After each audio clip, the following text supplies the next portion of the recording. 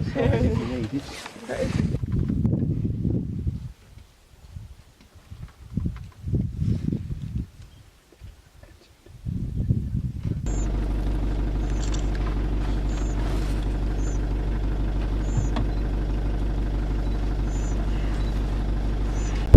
at the Etosha Pen right now, which is the southern part of the Etosha National Park. This entire area is about 4,700 kilometers square of desert and sand. As you can see right here. You can see here nothing. There's nothing. Tourists. If you want to have a bathroom break right here, good luck. Yeah. There's no bush toilet. No bush toilet. No bush toilet. Everyone has to be on the one side of the bus and the person has to go to toilet on the other side. Or you can technically have a bunch of people surround that person, face the other way and cover. Ah, You can do that. yeah. But the wind is...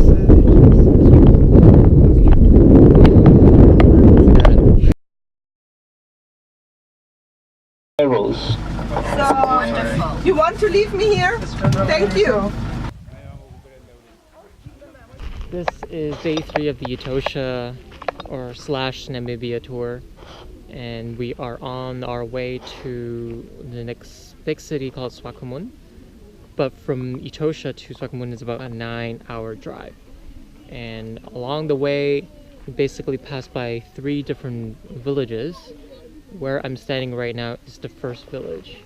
As you can see, this is pretty much desert all the way, but then there's also the first village, the ladies are called like the Herero ladies, which are like right there. I can't really go there too much because I think you have to like pay to record in video. But then they sell a lot of arts and crafts, and you basically have to bargain if you want something. The first 2, according to our guide, the first 2 villages, they're okay. You don't really need to bargain. But the last one, you do, because apparently they jack up the price by like 10 times. So if you're paying something based on what they say at the first, then you're already overpaying 10 times. So yeah, so this is just the first stop, and then later on we're going to go to second and the third, and I'll keep you updated. But right now this place is very hot. It's very, very dry. And the road there is not smooth at all, and the tour guide keeps saying that we are basically having our African massage. I don't know, it should be more, because 2 euros is something like 0.90.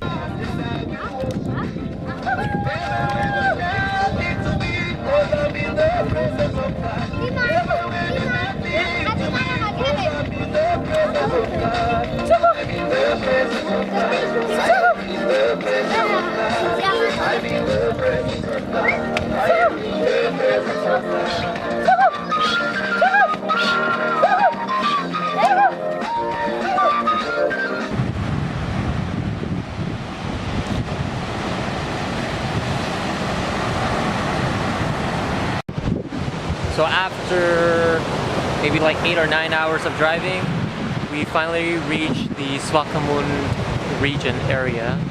We are driving along the skeleton coast, and behind us is a shipwreck, which is right here. This is a fairly new shipwreck. It happened in 2008, and they just abandoned it because they just don't have money to clean it up. Anyway, the sea that you're seeing, the ocean that you're seeing right now is the Atlantic Ocean, and we're just gonna keep driving along Skeleton Coast, and eventually we'll reach the city of Swakopmund. Town or it's called Lycanfeld. And then he's like, this is the Lycanfeld. I'm like, what the hell? This is Lycanfield. It's all lichens right here, microorganisms. It's the largest lichen field in Namibia, and basically anything that is brown is the lichen. Basically, cool microorganism. According to Becky, apparently this is one of the essential resources to make antibiotics.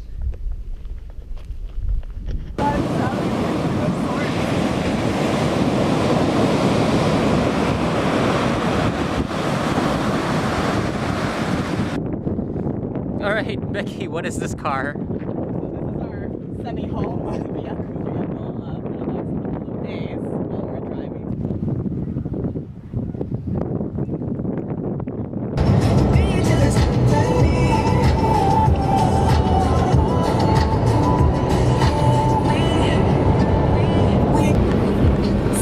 basically driving through the middle of the Namibian desert in our lovely minted Toyota 4x4. It's a lovely cruising experience. There's practically no one on the road. Speed limit's 100, but you can practically go much higher than that. There is desert sand practically everywhere around us, and just a very beautiful clear road, clear skies.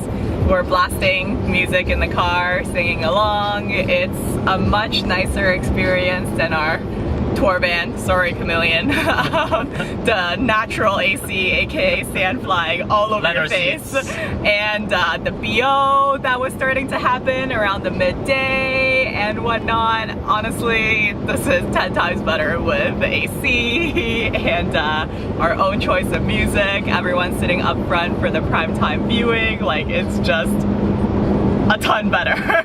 So zero regrets on shelling out extra dollars to rent this thing. This is probably one of the better drives that I've been on in a really long time. You see the mountain ranges to our right, up front, and just endless sand. There's basically nothing. Nothing but sand. Right? It's all sand. To give you a better reference, for those who have watched Star Wars Phantom Menace, the first episode, just remember Tatooine, where Anakin Skywalker is. This is the planet. Absolutely nothing except sand dunes, and yeah, just road. I don't even see any cars behind me and in front of me, like miles away, and the terrain is still pretty flat. We're driving on a 4x4, so it does feel quite stable too. It's not like that bumpy. Who knows if the road conditions is gonna get worse. It's not an African massage. Yeah, so this is quite enjoyable. So we're gonna reach to our destination at Sesriem. According to our Google Maps, it was supposed to be 4 hours. We talked to our tour guide from before, from Chameleon. He also said 4 hours. The thing is, on our GPS, for some reason, it's telling us like 5.5 hours. So where does that extra an hour and a half come from? We have no idea, but you know what? We're driving on C14. That's the road path we're gonna commit to.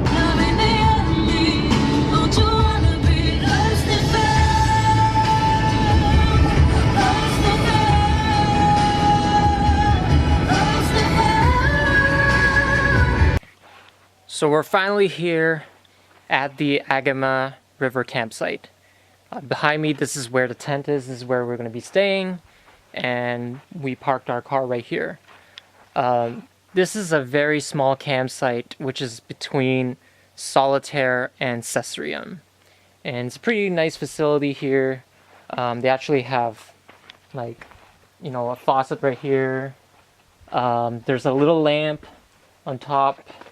Don't know where the switch is though. And I'm gonna also show you their other facilities. Pretty cool. There's actually a swimming pool right here. You can just walk towards that area. The funny thing about this place is this is the middle of nowhere in the Namibian desert. As you can probably see from the background, there's absolutely nothing. All here is mountain, sand, trees. There's nothing else. Tomorrow we're gonna go to like the sand dunes, which is gonna be pretty cool. Yeah, I'm just gonna show you right here. Yeah, right now it's like sunset time. I'm glad we made it to the river camp before complete total darkness, because that will be not a fun drive. And as you can see, there's a swimming pool. How cool is that? In the middle of nowhere.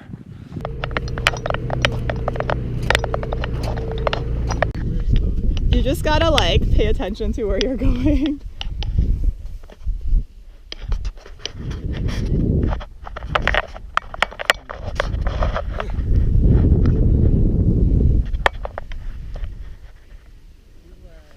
Hello.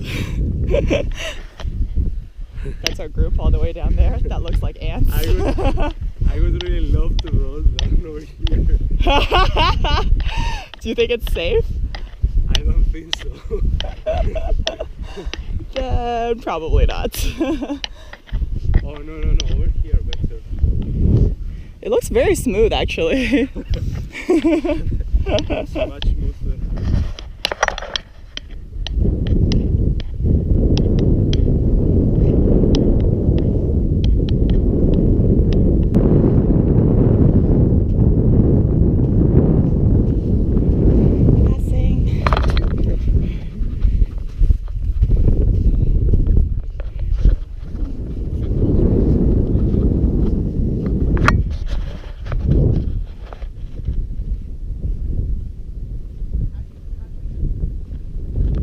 So we just triumphantly ran down the midpoint section of Big Daddy. According to our physicist friend Ruben, the best way to come down is probably not direct and to go sideways to the dune. And actually the experience is extremely fun. You do feel like your shoes weigh a ton because there's probably a ton of sand in it, but overall running there was next level amazing, and really happy that he showed us how to do it right. So here in Sesriem, you have all of these dead trees that have become symbolic of the landscape. You are allowed to photograph them, of course, but obviously not allowed to climb them, as they're part of the Namibian natural heritage.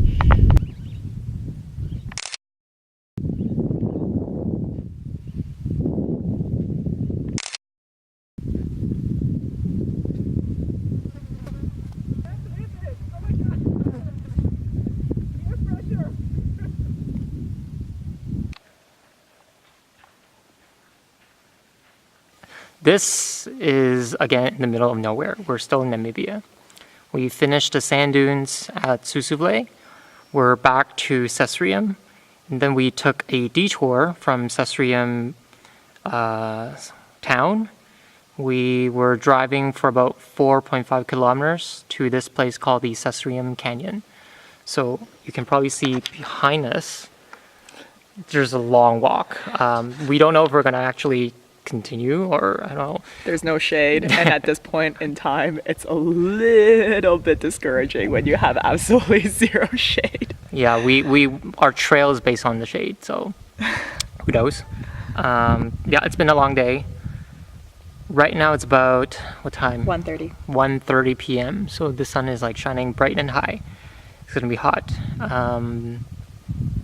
Yeah, this place, for some reason, oh, I can hear echo of my voice, and there's absolutely no one else here, so yeah, we'll see. Looking forward to hot shower because of all the fun stuff that we did in the morning. Unfortunately, hot shower doesn't come available until 5 p.m. It's 1:30 right now. What else? Oh, yesterday night, something interesting. So while we're sleeping in the camp tents, we hear loud noise from I don't know if it's a big cat or not. We also shrieking, basically. Shrieking noise. We also hear noise from, sounds like a warthog. But the most apparent thing that woke both of us up is basically the wind. The wind just keeps blowing and blowing and blowing. Yeah. Our camp cover keeps getting slammed against the tent itself, and then it just makes so much noise that it's very, very difficult to fall back asleep. Yeah, this morning when we woke up, we came out of the tent, we saw the garbage bin was like knocked out. We don't know if it's because of the animal or because of the wind. Who knows? Anyway, keep you updated. Bye.